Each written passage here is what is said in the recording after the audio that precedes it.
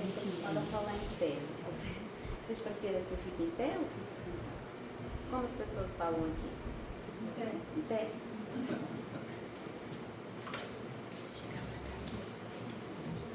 Boa noite a todos. Boa noite. Obrigada pelo convite. Dona Cleonice, obrigada, né, a todos da casa. Obrigada a vocês por virem partilhar o estudo comigo hoje. Hoje nós vamos falar sobre um assunto que está no Céu e Inferno, da nossa codificação, a segunda parte, que fala sobre os vários tipos de espíritos, né, que habitam aqui no nosso planeta.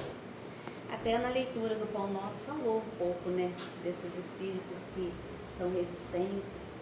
Lá fala sobre os espíritos felizes, os espíritos arrependidos, os suicidas. E hoje nós vamos falar sobre os espíritos endurecidos, que é falar um pouco de nós, né? Que vivemos aqui nesse planeta de provas e expiações. Não é à toa, nós estamos aqui.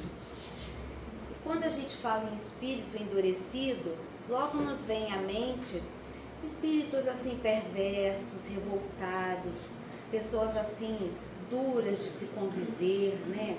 Aquelas pessoas rudes. Mas Kardec vem falar também de uma outra classificação de espíritos endurecidos.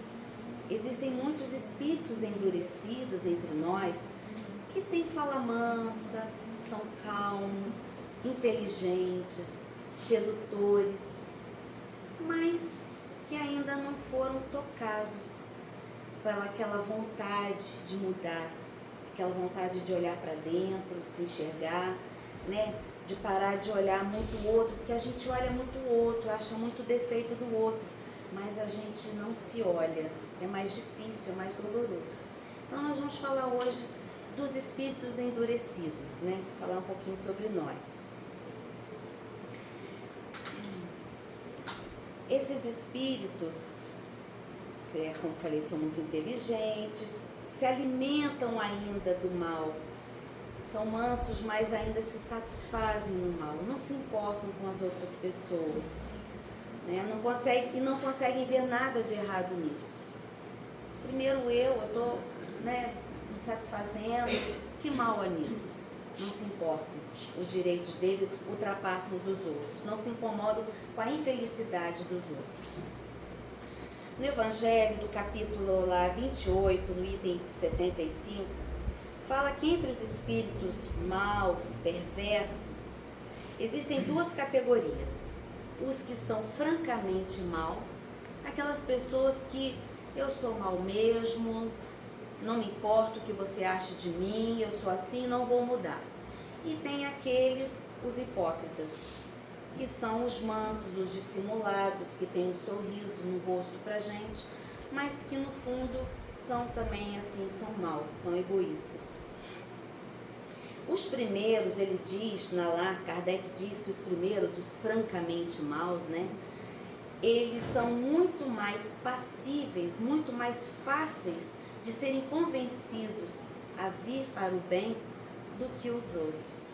Porque esses espíritos maus, que são maus assim, para todos verem, são revoltados, eles normalmente são assim porque por instinto, porque são ainda reativos, porque já sofreram muito nessa encarnação ou na outra, e tudo que eles sofreram transformaram ele em quem são, né? São pessoas que se defendem.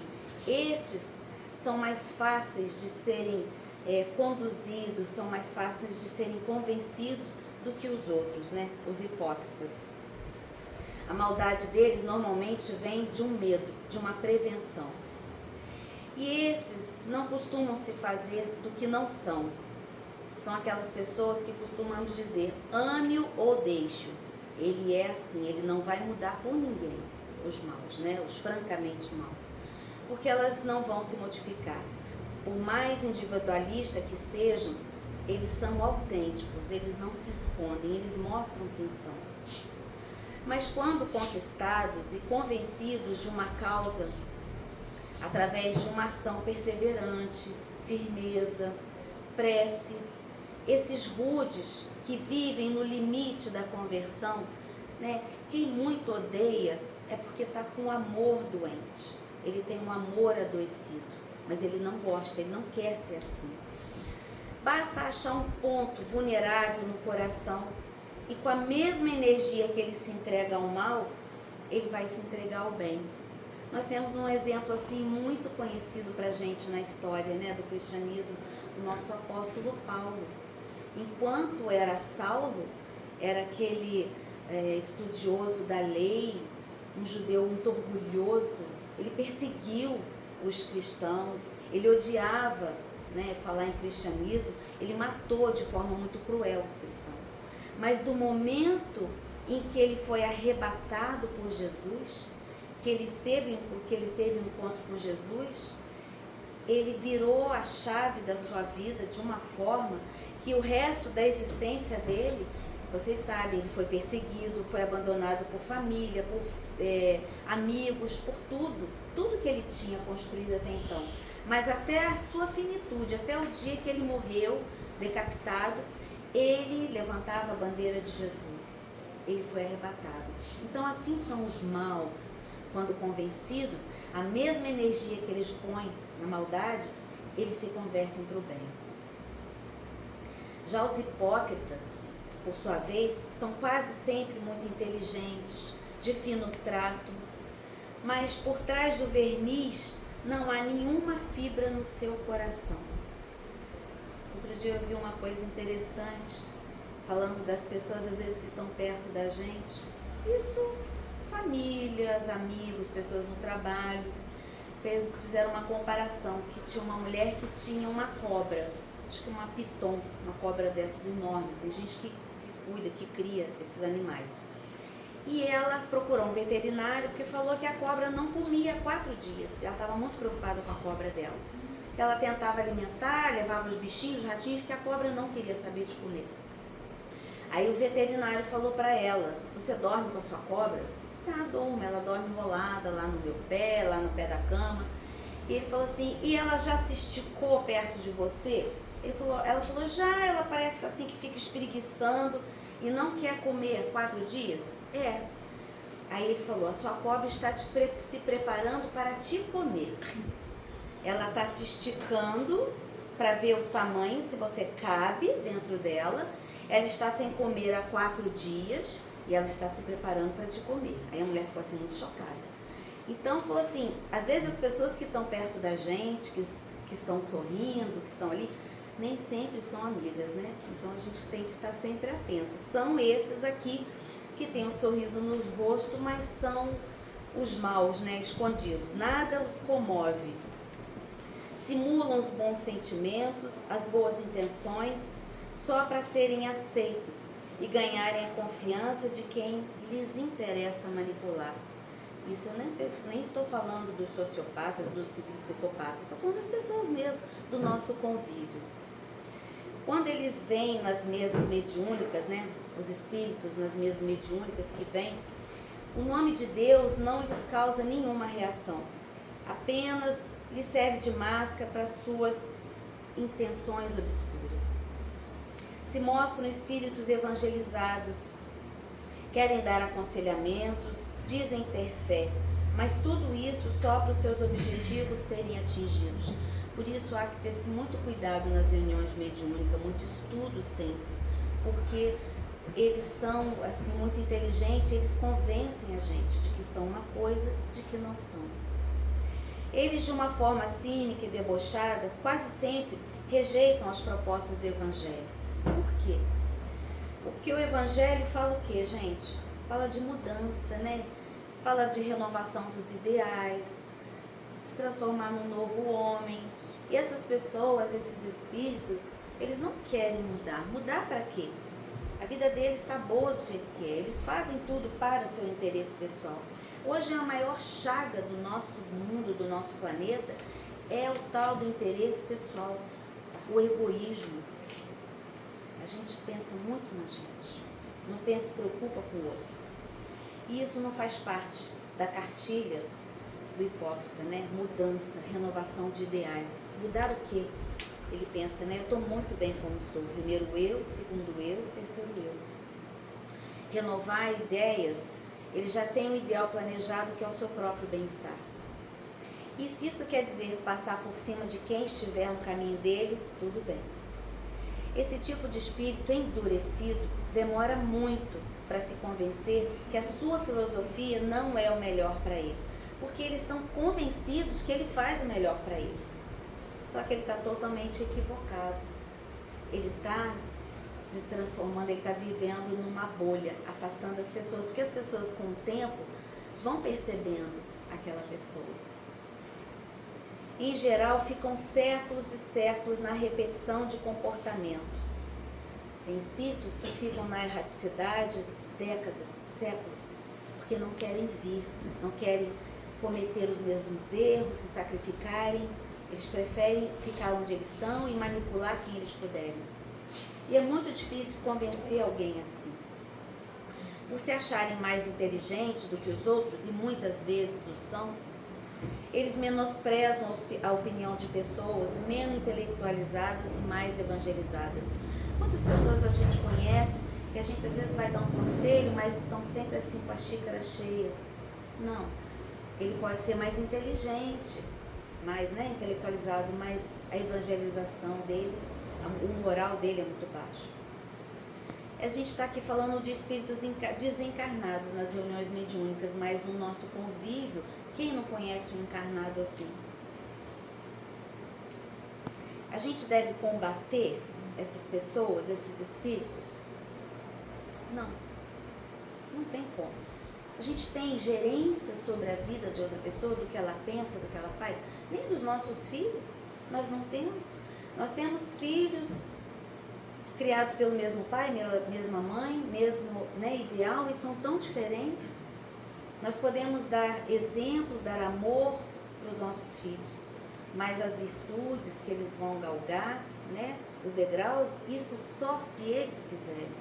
A gente não tem esse poder, nem para os nossos filhos. Então não há o que combater. A gente precisa aprender a conviver, aceitar e às vezes se defender de algumas pessoas assim.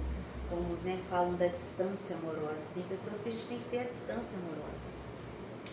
Nos capítulos do livro Céu e Inferno, que cita os exemplos dos espíritos e com suas características, trazem histórias e relatos de espíritos que deram comunicação nas reuniões espontaneamente. No capítulo que ele fala dos espíritos endurecidos, foram registradas eu trouxe 4 histórias de espíritos endurecidos de formas diferentes para a gente ler e a gente entender como eles são diferentes, mas são todos espíritos endurecidos. O primeiro, ele intitulou a história dele como Castigo pela Luz. O espírito diz que o seu nome é Lapomerrai e se manifesta espontaneamente na reunião mediúnica. Durante a sua comunicação, ele se apresenta muito orgulhoso, com muita soberba, sempre demonstrando sentimento de superioridade em relação à sua condição de desencarnado.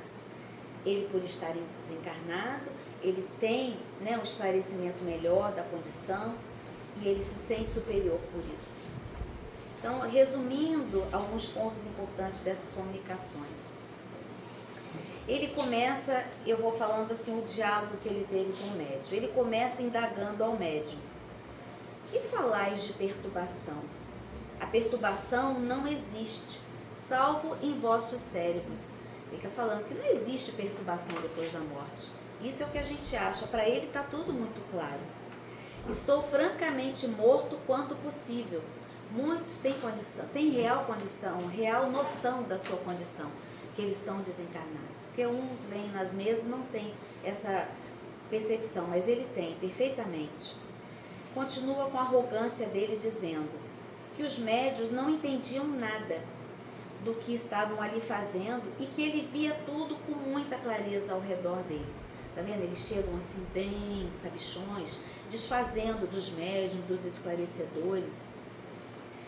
E com escárnio diz que a vida é uma triste comédia, a nossa vida de encarnado. Diz que a morte pode ser um terror, um castigo ou um desejo. Muitas pessoas desejam a morte, a gente sabe disso. Para muita gente é um terror pensar em morrer. Conforme a fraqueza ou a força de quem a teme, ele a desafia ou a implora. Então, conforme a fraqueza ou a força, tem gente que repele, tem gente que implora a morte. E ele continua: a luz me ofusca e penetra, como uma flecha aguçada, a sutileza do meu ser. A luz, que para muitos é uma bênção, para ele fere como uma flecha. Continua sua fala: pois bem, sois vós, senhores, que suportais a obscuridade, e eu, o degradado social, plano acima de vós. Ele sabe que ele é um degradado social. Ele se intitula um criminoso, ele sabe. Mas ele não se incomoda com isso. Ele não tem o menor arrependimento, nem vergonha de dizer isso.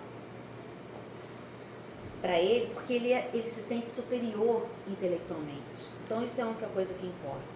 E aí ele diz: eu quero permanecer forte pelo pensamento, desdenho as advertências que ressoam ao meu redor. Então, havia espíritos ao redor dele, dizendo para ele: olha, você está no caminho errado, você está fora do alvo, repensa isso. Ele está dizendo: eu quero continuar eu desdenho qualquer conselho, eu não preciso de ninguém. Não quero ser lamentado, não peço nada, me basto e saberei muito lutar contra essa odiosa luz. Está vendo o orgulho dele? Mesmo desencarnado, ele está falando: eu me basto, eu não preciso de ninguém. Eu quero lutar contra essa odiosa luz. E aí, os médiuns analisaram a comunicação dele como cinismo, soberba, não arrependimento. Apesar da plena consciência da sua condição de degradado social, não demonstra nenhuma vontade de mudar. Por isso que, assim, a pessoa pode ter toda a intelectualidade, mas não basta. Ela sabe dos erros, mas não basta. Se a pessoa não tiver a moralidade desenvolvida, ela não se incomoda com aquilo. Por isso a gente vê o mundo como está. A luz, que para muitos é fonte de alegria, para ele é um suplício. Por quê? Na luz ele podia se esconder e esconder a sua marginalidade. No livro Jesus no Lar, que Jesus faz aquelas preleções com seus apóstolos, tem uma história que assim fala muito sobre esse personagem. Não sei se vocês já leram, chama A Visita da Verdade. Muito interessante. Pedro pergunta a Jesus o que é a verdade. E Jesus fala para ele que é a luz. E Pedro continua assim com aquela dúvida, mas a luz? E aí ele conta essa historinha, dizendo que havia um devoto que morava numa caverna escura. Ele acreditava em Deus. E nessa caverna escura ele chorava incessantemente, pedindo que tirassem ele daquele lugar, que aquele lugar fedia, era horrível, muito escuro, que trouxesse uma porta, né, de salvação para ele. E Deus, ouvindo aquele lamento do devoto, manda primeiro um anjo da fé. E ali a fé vem trazer a ele um conforto, dizendo que ele, né, que ele tivesse força, coragem, que ele continuasse na oração. E ele por um tempo se consolou e continuou na oração, mas aí logo ele continuou insatisfeito, continuou a chorar, pedindo que trouxesse uma porta de salvação para ele. Então Deus manda um anjo para ele da esperança, que ele tivesse esperança, confiasse no porvir, que ele não estava só. Por um tempo ele ficou consolado, mas logo depois ele continuou se achando mais infeliz das criaturas e continuou ali chorando, pedindo salvação. Então Deus manda a caridade, e mesmo assim, mesmo com a caridade que o consola como uma mãe, ele não se sente satisfeito. Então Deus manda que o anjo da verdade visite ele. O anjo da verdade vem com a luz. E quando se aproxima dele, ele se choca, porque com a luz ele pôde ver que a razão de toda aquela fedentina que ele vivia era dele. Ele estava cheio de feridas, pustulentas, ele estava imundo. E aí ele se choca quando ele pode ver a própria imagem. E o que ele faz? Quando ele vê que tudo aquilo, a origem era dele, que ele poderia sair dali, era ele que tinha que ter atitude de mudar, ele corre e se esconde em outra caverna escura. Por quê? A luz, né, da verdade machucou, chocou. E assim somos muitos de nós. Muita gente não quer ouvir a verdade. Aquilo machuca, fere, prefere viver na sua sombra, na sua escuridão e reclamando do mundo, reclamando da sorte, reclamando do destino. Então, assim, são espíritos endurecidos que choram, que sofrem, mas não querem olhar para dentro e buscar ali a luz, a força, a mudança dentro de si próprio. Aqui nós estamos falando de espíritos desencarnados, né? Que vêm às reuniões. Porque na erraticidade a gente tem o esclarecimento das nossas faltas, do que nós fizemos, do que nós temos que reparar. Aqui nós temos o véu do esquecimento, mas nós temos o nosso instinto, a nossa voz interior que diz, a gente sabe o que é certo, o que é errado, para onde a gente deve ir. Nós temos o véu do esquecimento, graças a Deus. Porque na erraticidade nós somos mais fluidos, mais transparentes. A energia do nosso perispírito, como o corpo fluídico que nos acompanha em todas as etapas da nossa experiência, das nossas existências, nós somos uma vida com várias existências. E a gente sabe que a gente vai gravando no perispírito as nossas faltas, as nossas obras. Então, aqui é mais fácil a gente se esconder. Quem vê cara não vê coração, não é isso que a gente aprende? Mas lá, estando desencarnado, não. A gente não consegue se esconder dos outros. Nós mostramos quem somos. Então, a luz para esses espíritos é dolorosa, porque eles não querem se enxergar. Na comunicação desse espírito, ele revela que se acha autossuficiente e não quer compaixão de ninguém. Esse é um típico caso de espírito endurecido, em que o desenvolvimento moral não acompanhou o desenvolvimento intelectual. Por isso é necessário o desenvolvimento nosso intelectual e moral.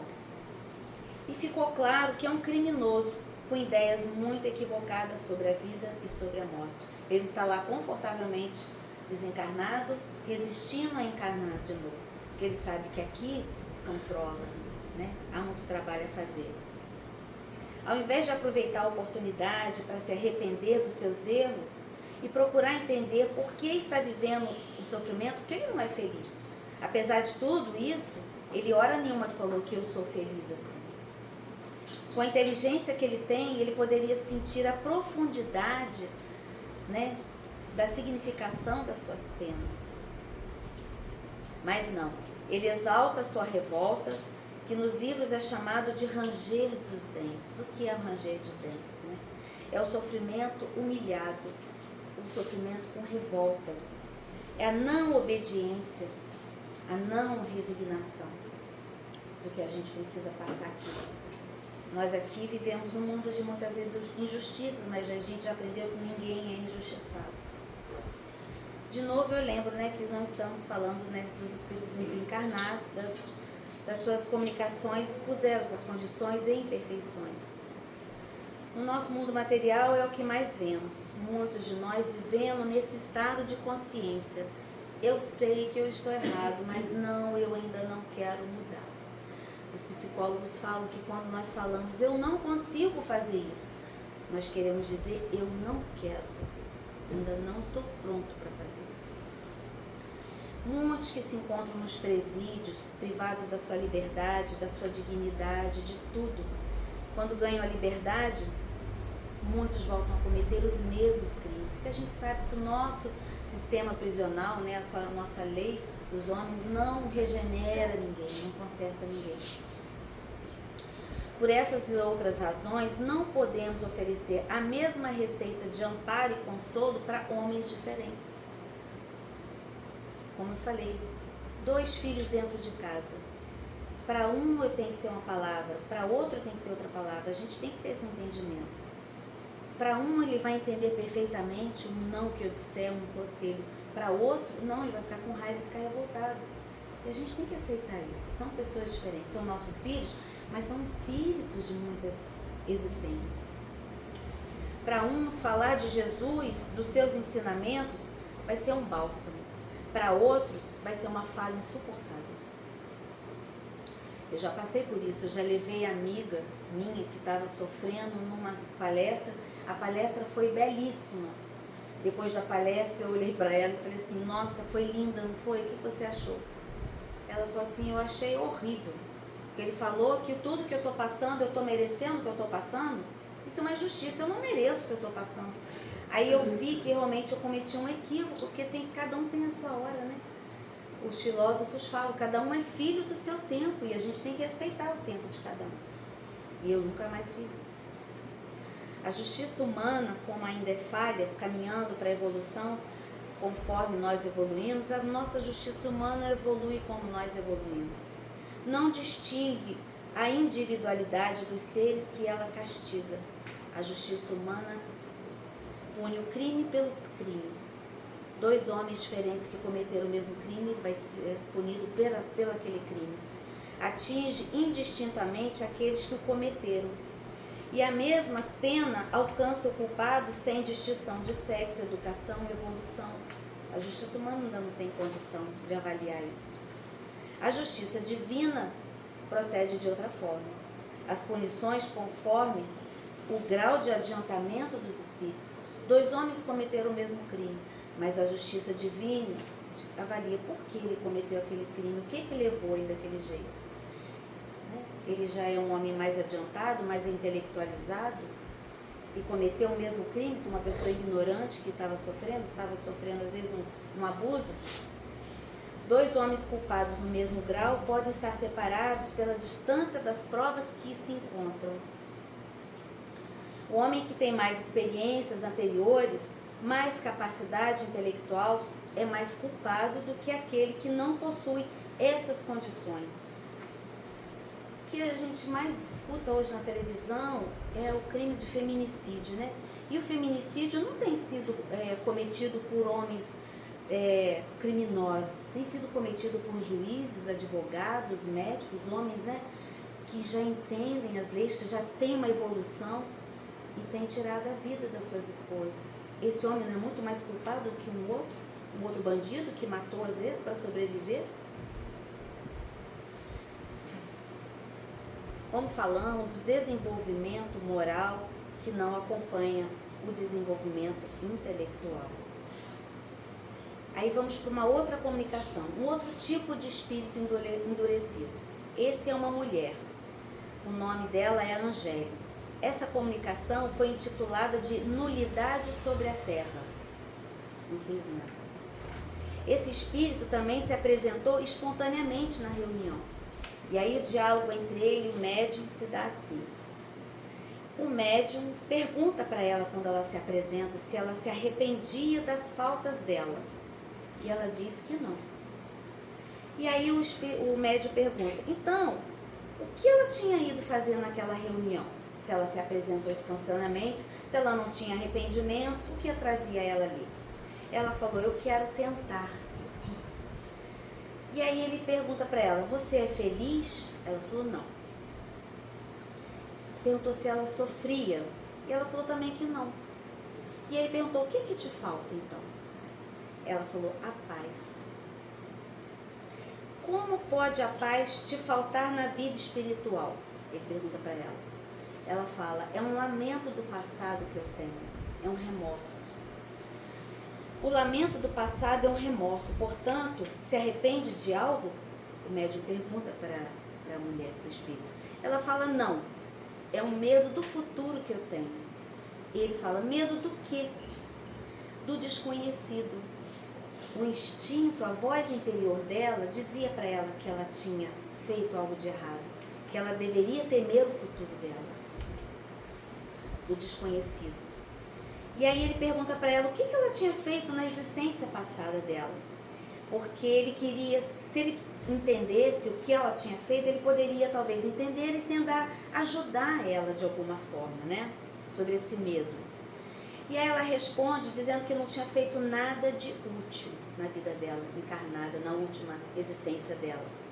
E ele pergunta sobre qual posição social ela tinha vivido. Ela falou que tinha vivido numa forma mediana, que tinha sido casada, que tinha tido filhos. E aí o médium pergunta se ela tinha cumprido com os deveres de zelo das suas funções de mãe e esposa. Ela fala não, que o marido e os filhos a entediavam. E aí ele pergunta, como você passou a sua vida?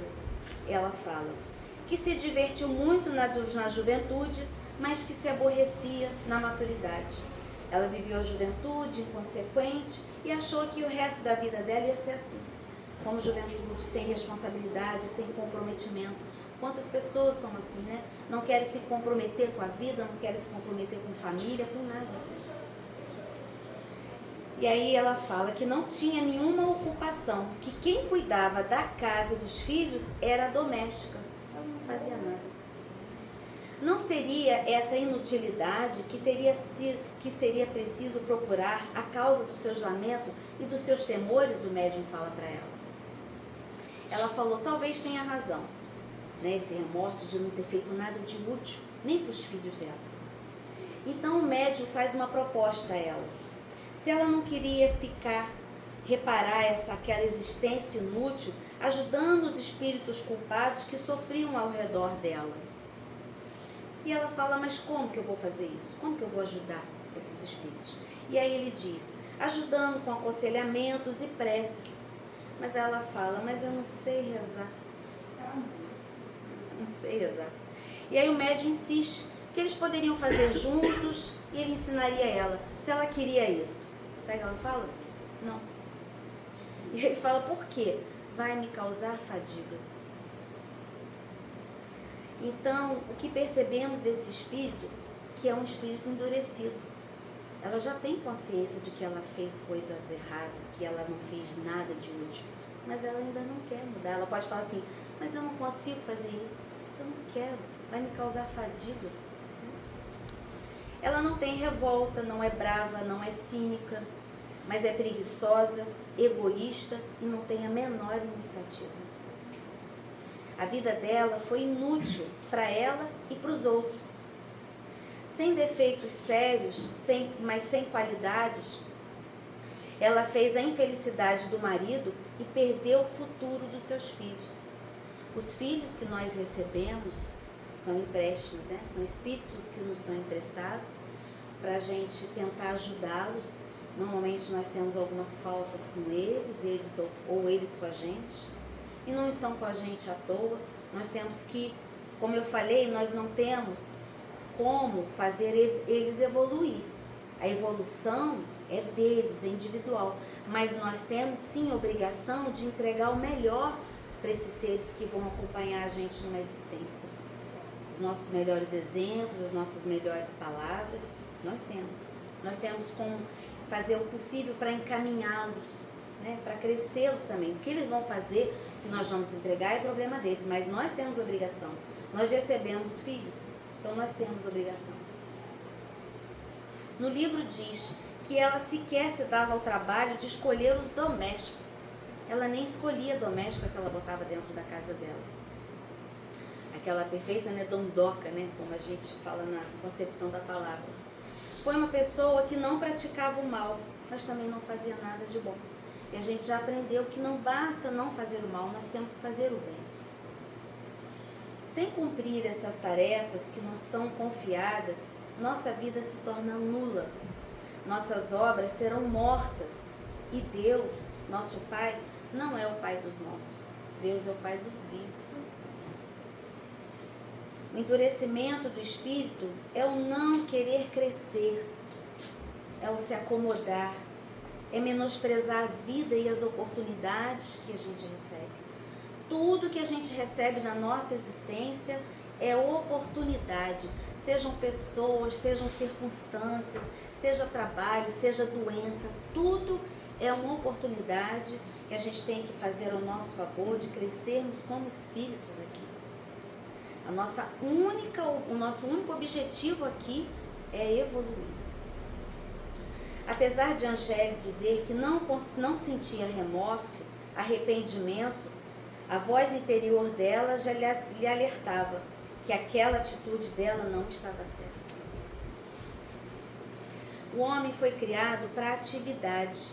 A atividade do espírito é a sua essência e a atividade do corpo é uma necessidade.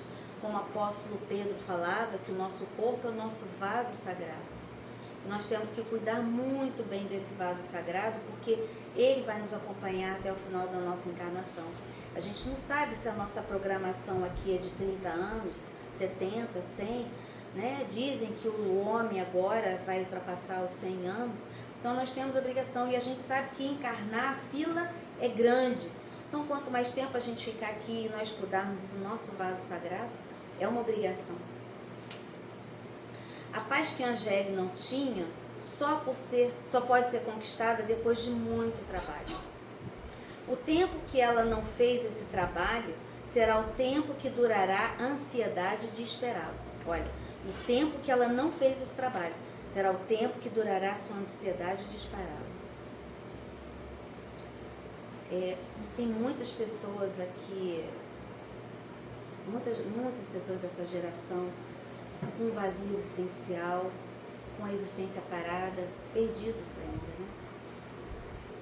Vamos para mais uma comunicação de outro espírito endurecido.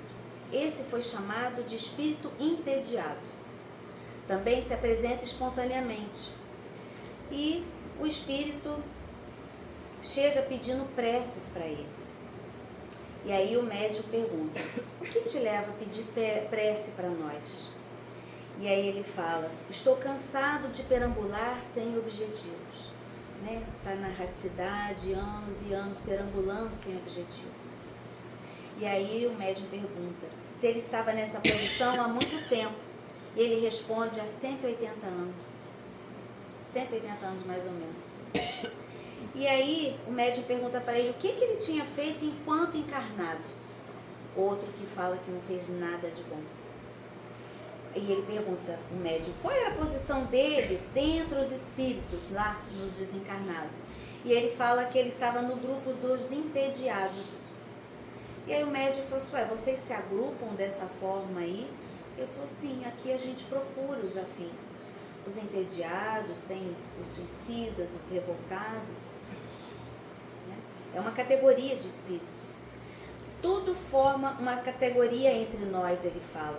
Cada sensação encontra seus semelhantes, simpáticos ou que se reúnem. Tem os viciados, né? Todos se reúnem. Podemos dizer que parece um pouco com os nossos afins aqui, né? A gente procura os nossos afins.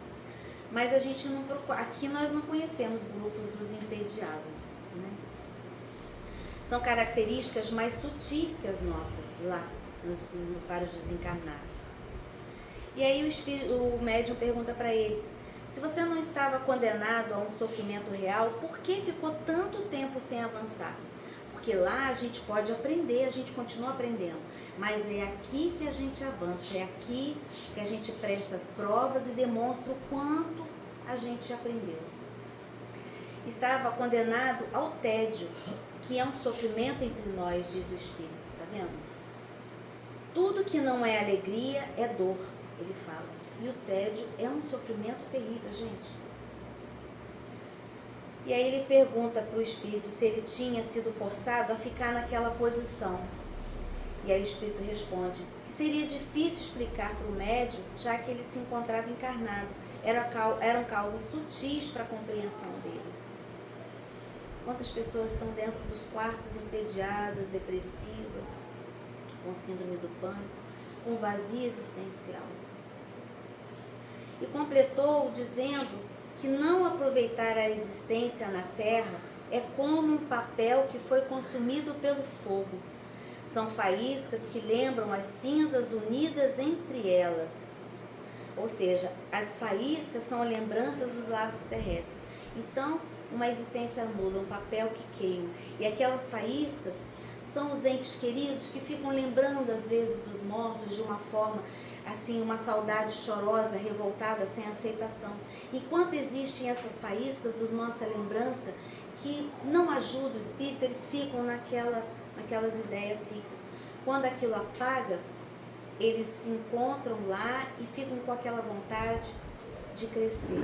Então a gente tem que ter muito cuidado quando a gente lembra dos nossos entes que já foram, o sentimento que a gente manda.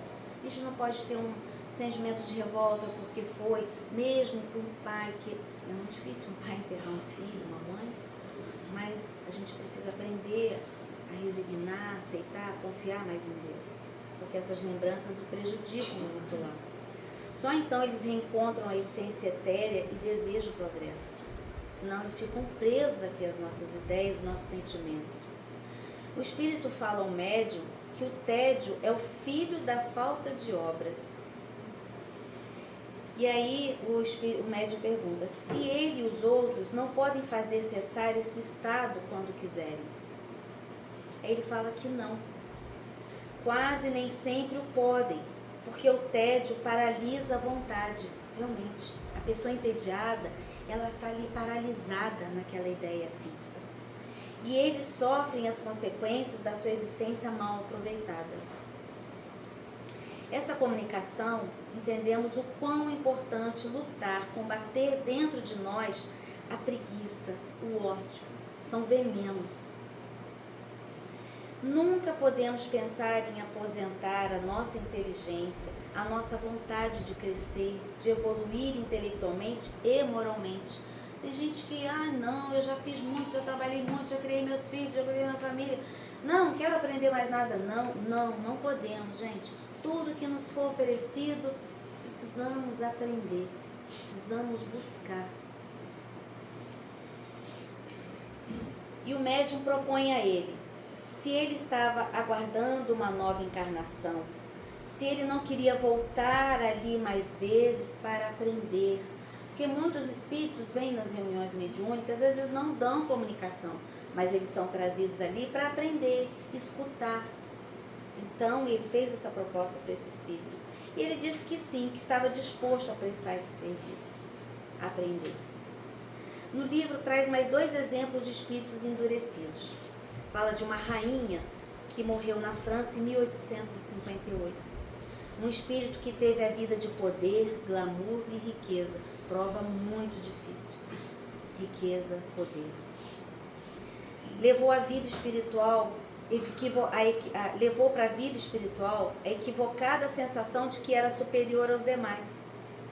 Como será que a rainha da Inglaterra desencarnou, né, gente? Chegou lá, né? Será que ela continuou se achando a rainha Elizabeth? Eu fiquei me perguntando isso quando ela desencarnou. Falei, gente, ela foi rainha, né? Por 100 anos, como será que ela vai chegar lá? Esses espíritos costumam ficar na ilusão de que os outros lhe devem honrarias e favores. Ainda hoje temos esses líderes que são déspotas, que se julgam os donos dos países e dos povos. Como será que Vladimir Putin vai desencarnar? Será que ele vai chegar lá se achando ainda, né, um todo-poderoso? O tombo da ilusão é muito grande. Então temos que cuidar para não achar que a nossa posição atual aqui na Terra, se for boa materialmente, achar que nós estamos em condição melhor do que um outro, às vezes um morador de rua. Não, porque eu já estou aqui numa condição melhor, então eu já estou numa condição melhor do que ele. Ledo engano. Chico uma vez estava andando na rua com um amigo e ele viu um morador de rua do outro lado, um senhor muito simples, um velhinho, e ele atravessou, foi lá e abraçou o homem. E quando ele retornou, o amigo dele falou assim, ai Chico, como você é bom, foi lá abraçar aquele senhor, né, precisando tanto da luz. Ele falou assim, não, engano seu. Aquele homem é um espírito muito evoluído, muito iluminado. Ele pediu para vir nessa condição para reparar as pequenas faltas que ele aposta. Eu fui lá me envolver na luz dele. Então, assim, a nossa condição aqui na Terra não tem nada a ver com a nossa condição, né, com a nossa evolução espiritual. E às vezes nós somos os covardes. Eu estou aqui com uma condição assim porque eu não tenho coragem de pedir uma prova mais difícil, né, uma limitação física, uma limitação econômica. Então, às vezes é o contrário. O que levamos daqui são os sentimentos que adquirimos em razão dessas situações, como o orgulho excessivo, a vaidade de achar superior. Ou podemos também levar sentimentos nobres que adquirimos com estudo, trabalho, prática do amor, da caridade. É o que a gente precisa aqui de muito estudo, muito trabalho. Entre os espíritos endurecidos, não existem só os perversos e maus, como a gente já viu, né? Aqui, são muitas categorias. O número é grande daqueles que, mesmo sem procurarem fazer o mal, permanecem atrasados pelo orgulho, pela indiferença, pela apatia. Gente, porque outra coisa terrível, além da crueldade, é a indiferença. Você não se emocionar, não se tocar pela dor do outro, não ter empatia pelo que o outro está passando. A indiferença é tão terrível quanto a crueldade. E eles são, por isso mesmo, infelizes, porque sofrem tanto mais da sua inércia, quando não têm, por compensação, as distrações do mundo. Nós estamos aqui, sim, no mundo tem muitas distrações. Quantos de nós perdem assim 2 horas de um dia na frente de um celular, olhando bobeira, olhando coisas que não agregam em nada, perdendo tempo? A gente não tem mais tempo a perder, nós não temos mais conversa para jogar fora. Cada um que cruza com a gente em cada esquina da família, uma pessoa que você encontra, é uma oportunidade de aprender, de emprestar um ouvido, 10 minutos que seja, e receber ali uma luz por essa caridade, né? Oferecer a nossa empatia. Não temos mais tempo a perder. Para a gente ir finalizando. Quando recebemos esses espíritos numa mesa mediúnica, recebemos durante uma encarnação como filho, como pais, como cônjuges, né? A gente recebe, nós somos assim, isso está na nossa família. Enfim, aquelas pessoas que estarão junto de nós na nossa jornada, a recomendação dos bons espíritos é coragem e perseverança.